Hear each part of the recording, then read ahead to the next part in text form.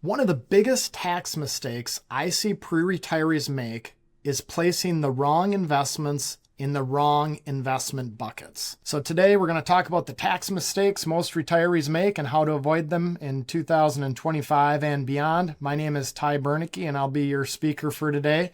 And what we'll be covering first is we're going to be building a foundational knowledge that'll help you understand how to implement two tax minimization strategies, and I'll be giving you some actionable takeaways to take with you. So to start off building our foundational knowledge, let's just take a look at two of the popular tax buckets that people use for retirement investing. We have the tax-deferred bucket and the tax-free bucket.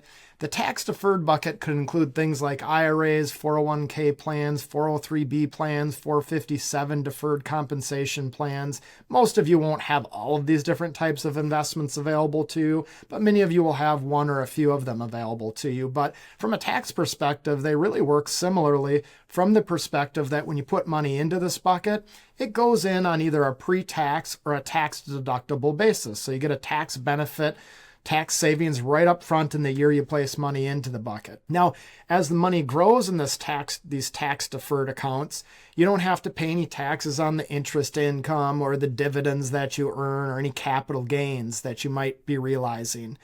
However, when you take money out of the tax-deferred accounts in retirement, the money comes out and it's generally fully subject to taxation in the year you take the distributions out. When you contrast that to the tax-free bucket, which would include things like Roth IRAs, Roth 401k, Roth 457b, Roth 403b plans, money goes into this bucket and you generally don't get a tax break up front. However, the money grows tax-free. And when you take distributions out in retirement for qualified reasons, the money also comes out tax-free. When you're looking at these two different buckets, I'm just going to use an example for comparison sake to try to illustrate how impactful it is when you're thinking about what types of investments should I place in those two different buckets. And I'm going to try to use a very, very simple example. I try to keep it as simple as I can. And I just said, hey, what if we have somebody that has a $2 million portfolio and they want to have, based on their risk tolerance, they want to start off with 50% in stocks and they want to have about 50% in bonds because that's what their risk tolerance dictates. And if you're like me and most people, you think, well, geez, over the long terms, stocks tend to make more than bonds. Not all the time, but it's generally a good assumption over long periods of time. Obviously, stocks are not dependable over short periods of time. But for this example, we're just going to assume that stocks make on average 9% per year and bonds make 4% per year. And we're just going to run this out for a 10-year time horizon. Obviously, if you're going to be retiring in the near future, many retirees can expect to live 30 years and maybe even beyond. But we're just going to use a 10-year time frame for simplicity purpose on this example. So this person has $1 million invested into an IRA and $1 million invested into the Roth IRA. And because of their risk tolerance, they decided to put 50% of their IRA in stocks, 50% in bonds, and over 10 years, that $1 million at a 9% growth rate for stocks and 4% growth rate for bonds, that grows to a little over 1.9 million, as you can see in the red bubble here. And the Roth IRA was invested the exact same way. And because they both don't have annual taxes, they're both going to grow to the exact same amount. So the Roth IRA has 50% in stocks, 50% in bonds. So it grows to a little over 1.9 million as well, the same as the IRA bucket, because they're invested identical.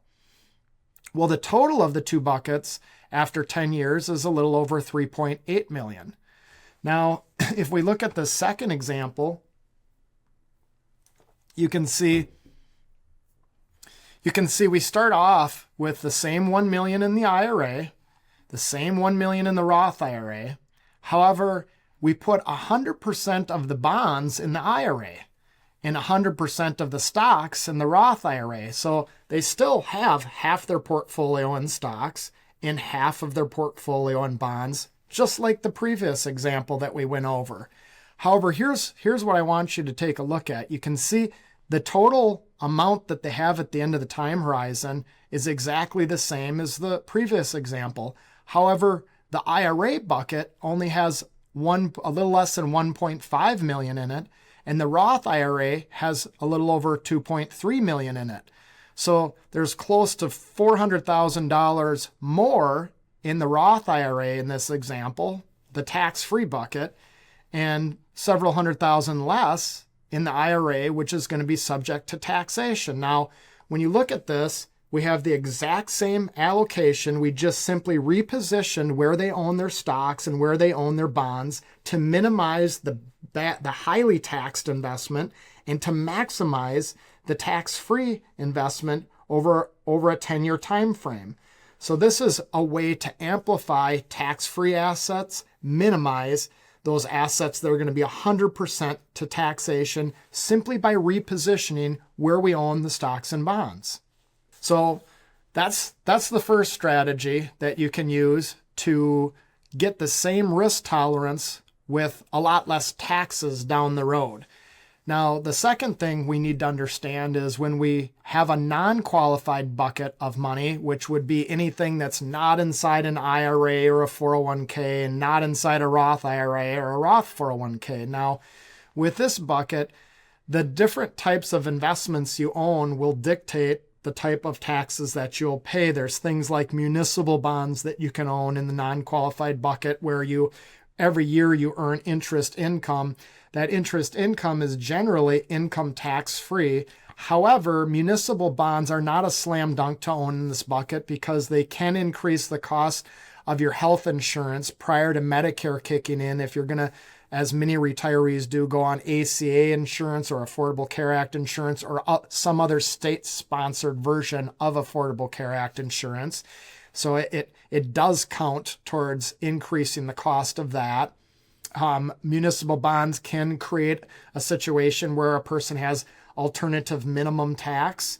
And generally, the interest rates you make on municipal bonds aren't as attractive as what you can make on some government and corporate bonds for a similar level of risk. So if you can make a higher interest rate on those bonds and own them in one of the other buckets where you don't have to pay taxes annually, that can make a lot of sense to do that. So municipal bonds are not a slam dunk to own in this bucket. They can make sense for some people, but for some people, they absolutely do not make sense for all the reasons I just mentioned.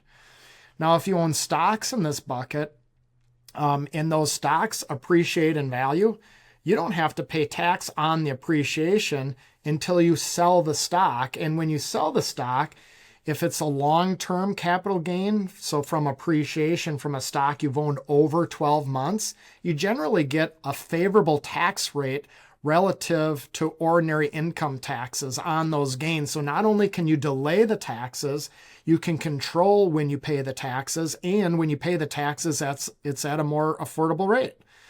Similarly, if you own stocks that pay qualified dividends, those are also taxed at a favorable rate relative to interest income on CDs or bank accounts or corporate bonds or even government bonds.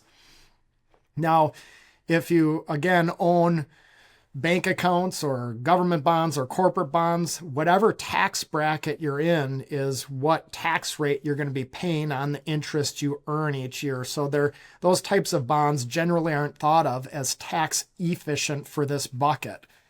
In fact, if you were to make kind of a list for different investments to own in this non-qualified space from most tax efficient to least tax efficient, municipal bonds may be at the top of the list for some people, but for many people, they absolutely don't make sense. Individual stocks, when managed tax efficiently, can be highly tax efficient to own in this bucket, as can stock index funds or exchange traded fund index funds. Now, many of you maybe have heard of ETFs or exchange traded funds and are wondering, well, what's the difference between mutual funds and ETFs from a performance perspective?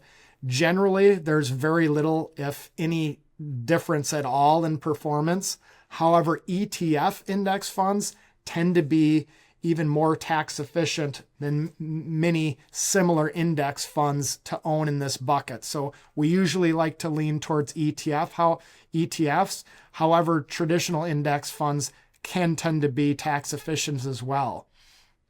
Actively managed stock mutual funds, there's a huge variation on this, and we'll talk a little bit more about this in just a little bit, but some of them can be very tax efficient, some are very tax inefficient to own in this bucket.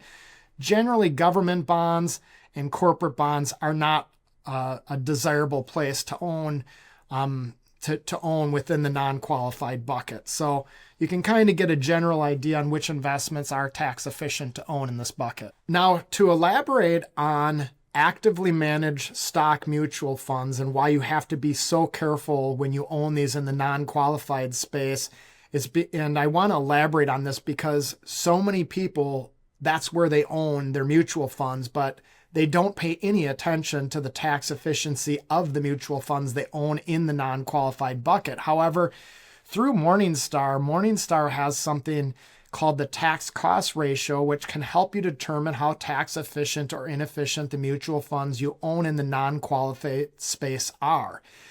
And a very efficient actively managed mutual fund, or passively managed mutual fund rather, would be 0.3% on an annual basis, where a very extreme example would be 5% per year for a tax cost ratio. So what this means is if you had a tax cost ratio of 1% per year, you would subtract that 1% per year from your rate of return. So if your mutual fund went up 10% and you had a 1% tax cost ratio, what you ultimately end up keeping at the end of the year is 9%, because you had to give up 1% in taxes. So that's why it's so important to make sure that you're understanding the tax cost ratios of the mutual funds that you own in this non-qualified bucket. And to illustrate this, I wanted to use a pretty simple example, and I wanted to share with you how an investment of $500,000 with a current tax cost ratio of 1.5%, and assuming this mutual fund grew at 8% per year over the duration of we'll assume for this example, a 30-year retirement, that $500,000 with that tax cost ratio earning 8% over 30 years would grow to a little over $3.1 million. However, if you just did one thing differently and you had a mutual fund that had half the tax cost ratio at 0.75% per year, instead of the portfolio growing to a little over 3.1 million, it would grow to a little over 3.8 million for an added value of $700,000 during the duration of a person's retirement. And the reason I wanted to illustrate this is because sometimes these small changes that you make within your portfolio seem trivial from one year to the next. But when you amplify them by stretching it out over the course of your retirement, it can add up to very meaningful money, and in this case, over $700,000 worth. Between those two different strategies I shared with you, making sure that you organize your investments in your non-qualified bucket in a tax-efficient manner, in placing the right investments in your tax-deferred and tax-free bucket, those two strategies literally could be the difference between hundreds of thousands of dollars of extra money available to you in retirement. If you want to take advantage of talking with one of our certified financial planners that we have, we meet with people all over the country, and we have virtual meetings every single week. You can schedule one of those meetings by clicking on the link we've provided or by going to Bernicke.com. Our certified financial planners, you'll find out very quickly, are very educational in their approach and very non-sales oriented. So it's a great way to truly just sit down with somebody, talk over your situation to make sure that you've got things going in the right direction. Each year you delay having these conversations is a year of lost tax opportunities. So hope you take advantage of that. We'd love to talk with you. Again, my name is Ty Bernicke. Our firm is Bernicke Wealth Management, and I hope you got some good ideas on how to organize your investments for greater tax efficiency during your retirement. Thank you.